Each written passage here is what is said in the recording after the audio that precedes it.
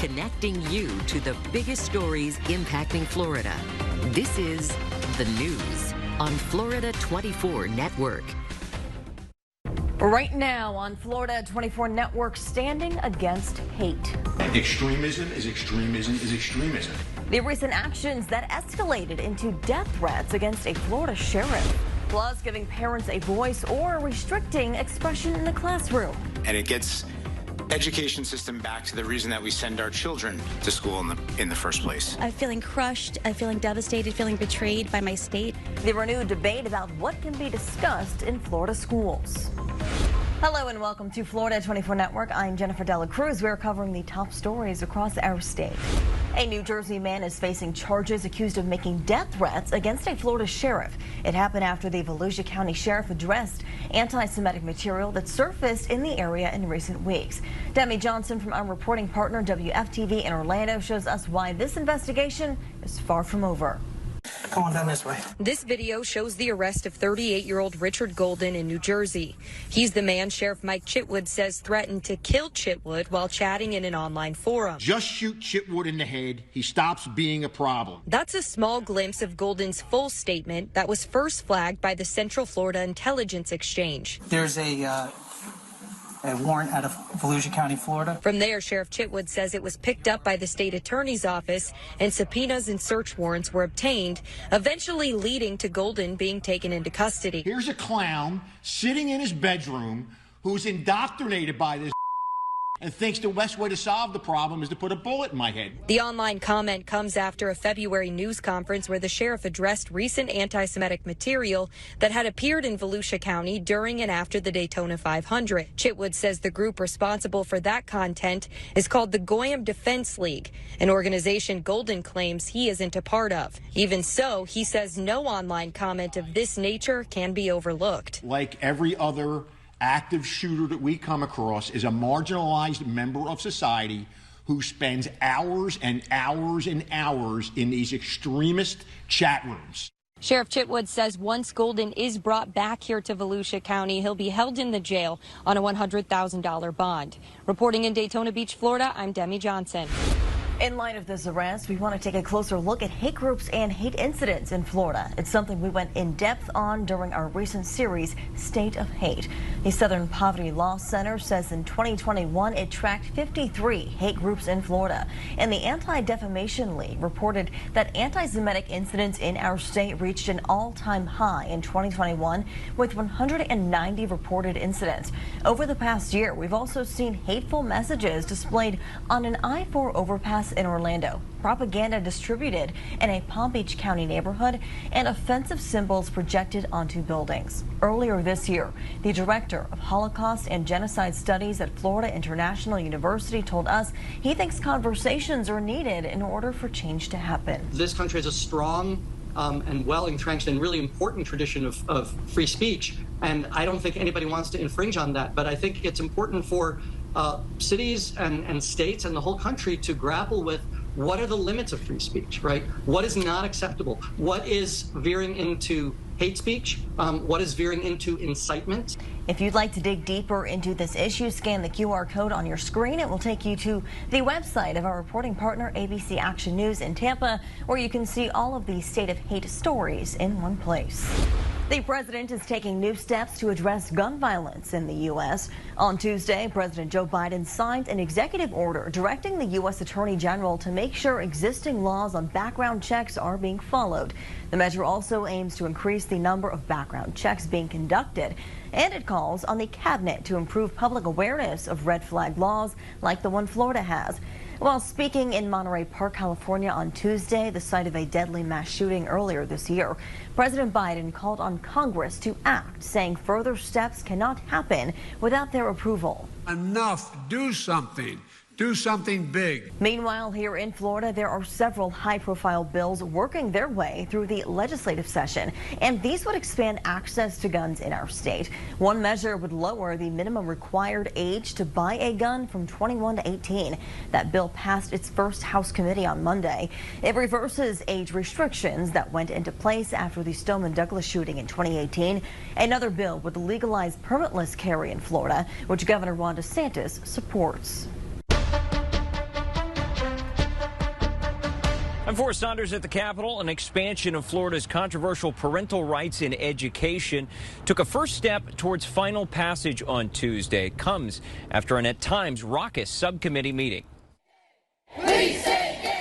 Last year, HB 1557 brought protests outside and inside the Capitol. Its successor, HB 1223, looks to be no different. No justice! No peace! Policy expands current K-3 restrictions on instruction of sexual orientation and gender identity, taking it through 8th grade. Plus, teachers are prohibited from providing or asking a student for preferred pronouns. Teachers are at risk of losing their job, and this does protect them. Sponsor Rep. Adam Anderson says the limits on pronouns shield educators from controversy. The rest of the bill, he says, provides parents more control over when to discuss sex and gender with their kids. And it gets education system back to the reason that we send our children to school in the first place, and that's to learn about math, science, history, reading. The GOP majority unanimously voted in favor. By your votes, show HB 1223 is reported favorably. Despite pleas from teachers, students, and parents of transgender children like Melinda Stanwood. Absolutely overwhelmed. I'm absolutely feeling crushed, feeling devastated, feeling betrayed by my state. Many here worried final approval would further marginalize LGBTQ plus students and educators, an already vulnerable group. Queer children are 4 times more likely to commit suicide. Rep. Angie Nixon denounced the bill as little more than an attempt to score political points with the Republican base. I take my oath seriously. I don't want blood on my hands, and neither should any of us. Despite Democratic opposition, the policy now moves to its second Republican-controlled committee, one step away from the House floor.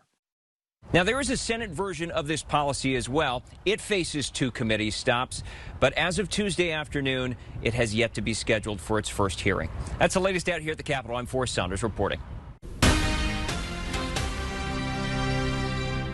Here are some of the other top stories we're watching. Florida regulators have moved to revoke the liquor license from a second venue that hosted a holiday-themed drag show last year. On Tuesday, the Department of Business and Professional Regulation filed a complaint against the James L. Knight Center in Miami.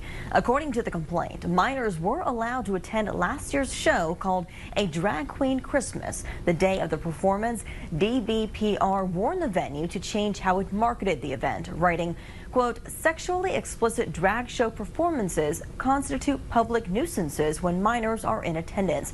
In response, the venue made it so that minors needed to have an adult with them in order to attend. The touring drag show made 3 other stops in Florida last year, including in Orlando, where a venue called the Plaza Live could also lose its liquor license after a similar complaint was filed last month. At that time, the press secretary for the governor said, quote, Governor DeSantis stands to protect the innocence of children. Others have spoken out, including former Orlando lawmaker and LGBTQ plus activist Carlos Guillermo Smith. He called this, quote, an extreme abuse of regulatory power that can have devastating economic consequences for this local business. A young manatee is recovering after being exposed to red tide. Venice police say they worked with several agencies to rescue the 700-pound manatee over the weekend. They say the juvenile manatee was in distress due to red tide. We're told marine officers and biologists had to hold the manatee's head above water so it could breathe while they waited for additional rescue personnel. Crews took the manatee from Sarasota County to SeaWorld Orlando. Red tide is a toxic algae that can harm marine life and cause respiratory irritation in people. This map shows conditions across the state. There are background concentrations of red tide as far north as the Panhandle, but those bright red dots represent some high concentrations off the coast of Pinellas County and Collier County. Some good news for the economy. Inflation fell in February for the 8th straight month. That's according to new consumer price index data that came out on Tuesday. It shows inflation is still high, but continues to slow month by month. Overall, consumer prices climbed 6% between last February and this one. That's down from 6.4% between last January and this January. Coming up on Florida 24 Network. Dangerous driving. The efforts across South Florida to crack down on this illegal activity. Plus, detecting deadly drugs, the changes in the works, and why some hope it could help prevent overdoses in Florida. Connecting you to the biggest stories impacting Florida. This is The News on Florida 24 Network.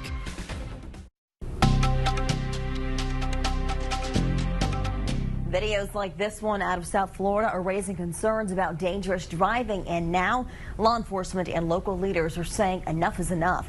Reporter Sophia Hernandez shares the efforts to stop illegal street racing. You may have seen it, or you've heard it. Scenes like these popping up all across South Florida. These events are not acceptable. It's a crime. Commissioner Sabina Covo of Miami saw videos all across social media similar to these, and hundreds of comments raising concerns over the wheeling on busy intersections. You posted a video of the drag racing in the Brickell area. Tell me what your thoughts were when you saw that video of it taking place in Miami. So I think that we have a great community engagement. We saw it on social media, but then we actually got briefed right away by our chief of police. And this is very concerning. It's a situation that shouldn't be happening. It's something law enforcement is working to combat. Monday, Miami-Dade police made 5 arrests and impounded 4 cars after coming across this scene. Investigators say this same car was seen doing this street racing last week. The Broward County Sheriff's Office says the problem is across all jurisdictions. We've seen a pattern from things circulating down from West Palm Beach, pushing into Broward, pushing into Miami-Dade. And some of these individuals are trying to learn, and they have learned some of our tactics, and they will vacate the area before we get there, or they will shift and strategically, work X amount of times in Miami, then come up to Broward and then back to West Palm Beach. But we're on top of these things. Last week, the sheriff's office said while deputies made multiple arrests related to these crimes, they are cracking down, working with 15 other law enforcement agencies to make sure even those endorsing or organizing the racing on social media are brought to justice. We're not here to negotiate. You're violating the law, and I'm going to take you to jail. In Miami, Commissioner Covo says the city is working with the police department to make sure they are adequately staffed, but leaders are also asking the community to keep an eye out. Sophia Hernandez, Florida 24 Network. This is a Florida 24 Network weather update. Hi, everyone. I'm meteorologist Jason Adams with your Sunshine State forecast. Temperatures back into the upper 70s by Thursday. There's a new push in Florida aimed at preventing people from overdosing on a deadly drug. Megan Moriarty from our reporting partner WJAX in Jacksonville explains the push for getting fentanyl test strips in people's pockets. A fentanyl test kit is a type of drug test similar to a COVID at-home test or pregnancy test. The difference, you won't find it in your drugstore. This is a mock-up of what it would look like. It's cheap, easy to use, and in a matter of minutes would let you know if a drug is positive for fentanyl. With fentanyl being laced into so many drugs, test strip kits could help warn a user of the deadly danger within minutes. She smoked a joint to go to sleep, and she never woke up. Action News Jax first introduced you to the Morgan family back in December. Their daughter Megan died of a drug overdose in March of 2020. In June, we received the autopsy, and it was marijuana laced with fentanyl. Oftentimes, whether it's pot or something else not bought at your drugstore, you often can't know the source of where it's coming from or whether it's been laced with something deadly. These test strips could help with that. Organizations like Dance Safe sell the strips for about $19 online. But right now, the problem, the test strips could get you into legal trouble. There are potential criminal penalties for being found with these. Dr. Eric Collins is an addiction psychiatrist and pushing for legalizing these tests in Florida. Florida's Senate Bill 164 would help. It would change the state's definition of the term drug paraphernalia to exclude certain narcotic drug testing products like fentanyl testing strips and Narcan, so no one using or distributing these could be arrested or prosecuted for it.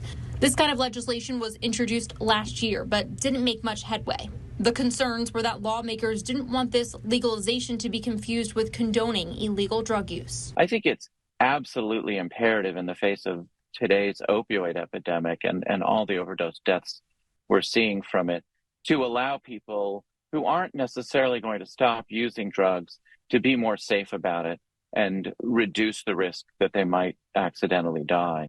That was Megan Moriarty reporting. The bill has unanimously cleared 2 Senate committees. It has 1 more to go. Still ahead on Florida 24 Network. Paddling with a purpose. We're all survivors and we've all had our journeys and we're still on those journeys, but it's awesome to be together. The group of cancer survivors who will be representing Florida on the world stage. Plus, tracking an uptick in norovirus cases, the simple things you can do to keep this highly contagious virus from spreading throughout your family. And coming up later on Florida 24 Network, staying out of urgent care this spring break. The most common injuries while kids are out of school and how to prevent them. Join me every Wednesday afternoon starting at noon for the latest tips and tricks on how you can stay healthy. Connecting you to the biggest stories impacting Florida. This is The News on Florida 24 Network. Right now, doctors are warning families about an uptick in norovirus cases. The highly contagious virus is the main culprit behind stomach bugs, and federal health officials have been tracking the increase. Larissa Scott spoke with several experts to learn what we can all do to avoid getting sick. Doctors tell us it's been a while since they've seen a large number in norovirus cases, but it's now back with an outbreak spreading across the country. And by the way, we are in the height of norovirus season. According to data from the CDC, norovirus is at a 12-month high right now. Doctors tell us because of the COVID-19 pandemic and social distancing, there wasn't much norovirus going around until a few weeks ago. And we have definitely been seeing a lot more cases than we have in the past couple of years. Norovirus is commonly referred to as the stomach flu, but it's not related to the flu at all. It's an extremely contagious virus that causes gastrointestinal issues like vomiting, nausea, diarrhea, stomach pain, and sometimes fever. Experts say it's most commonly spread in places like restaurants, on cruises, and in healthcare environments. The single most important thing is hand washing. Okay, the hand sanitizers that we were using during COVID does not seem to work against norovirus, but soap and water does. When someone does get sick, staying hydrated is the best way to treat symptoms. You know, a lot of people will say, well, they're going to throw it up. Yeah, but they're going to throw up anyway. The point is get as much fluid as you can into the individual so they don't get to that point where they're suffering from dehydration. Rather than letting them drink, 6 or 8 ounces at a time, doing an ounce or two every 15, 20 minutes, that's actually a better way. Smaller amounts of fluid more frequently are more likely to stay down and be better absorbed by the stomach. Other tips to help contain the illness in the household include trying to designate a bathroom just to the infected person, clean using rubber gloves, and bleach frequently, and wash any soiled clothes or sheets in very hot water with detergent. And while in most cases people get over the virus in a few days, pay attention to these warning signs. Someone may need medical attention. Prolonged stomach pain for kids, constant fevers that aren't coming down with medication, and signs of dehydration with decreased urine output. Meaning, maybe for babies, at less than 4 or 5 wet diapers in 24 hours. And for older kids, if they're peeing less than 2 or 3 times in 24 hours. With elderly individuals, they can actually show signs of dementia when they're dehydrated. And doctors recommend not just drinking water to stay hydrated if you're sick, but try incorporating sports drinks and Pedialyte too. Larissa Scott, Florida 24 Network.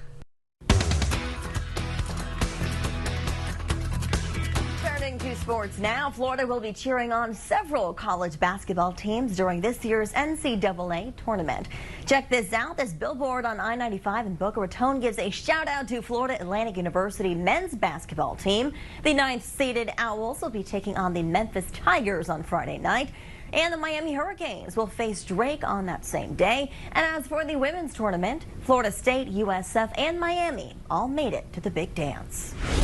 Next month, a team of breast cancer survivors from Tampa Bay will travel halfway around the world to compete in the International Dragon Boat Festival. These women have been training for 5 years, and as reporter Robert Boyd shows us, they are excited to represent the Tampa Bay area. Well, the Pink Dragon ladies of Tampa Bay are paddling up and down the Hillsborough River a couple times a week, preparing for a big festival in New Zealand. They say they want to win, but more importantly, they want to support each other and have a good time.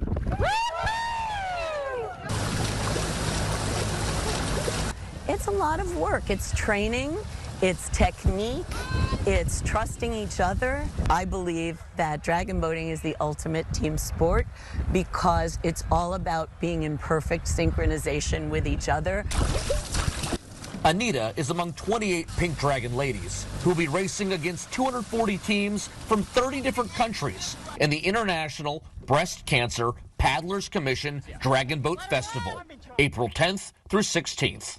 Every day I'm proud of these ladies. They've overcome something that has been horrific, and they come out shining, and I get goosebumps. Dragon boat paddling has become a popular rehabilitation therapy for tens of thousands of people worldwide diagnosed with breast cancer. We're all survivors, and we've all had our journeys, and we're still on those journeys, but it's awesome to be together. So much happens off the boat when people are sick, when people have a diagnosis, when people are having a hard time with treatment.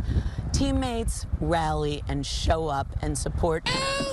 During the past 19 years, these Pink Warriors have gained quite the reputation up and down the Hillsborough River. What do other boaters say, and how do they react when they see you, the Pink Dragon ladies? I think everybody knows this. You know, people walk up and down the river walk, and they yell to the ladies, and they go, "Hey, Pinks," or "Go, Pinks." And while there may only be 22 ladies in a boat, who and what they represent is impossible to count. Everyone in their life can think of a woman who has suffered from breast cancer, and we're always reminded of that we have the privilege of being on that boat. Robert Boyd, Florida 24 Network. This is Florida 24 Network streaming now. Your Florida news and weather back in a minute. And in case you're just joining us, here's a quick look at what's making headlines across our state.